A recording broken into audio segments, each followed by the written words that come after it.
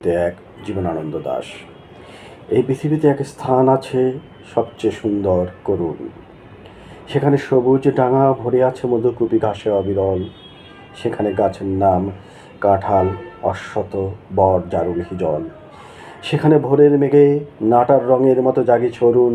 সেখানে বারুণী থাকে গঙ্গাসাগরের বুকে, সেখানে বরুণ কর্ণফুলী ধলেশ্বরী পদ্মা জলাঙ্গিরে দেয় অবিরল জল।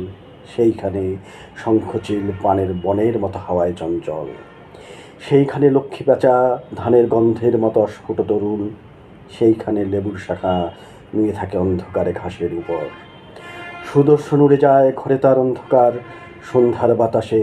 সেখানে হলুদ শাড়ি লেগে থাকে রূপসীর শরীরের পর। শঙ্খমালা নাম তার। এই বিশাল পৃথিবীর কোনো নদী ঘাসে তারে আর খুঁজে তুমি পাবে না কো। বিশালাক্ষী দিয়েছিল বর, তাই তো সে জন্মেছে বাংলার ঘাস আর ধানের ভিতর।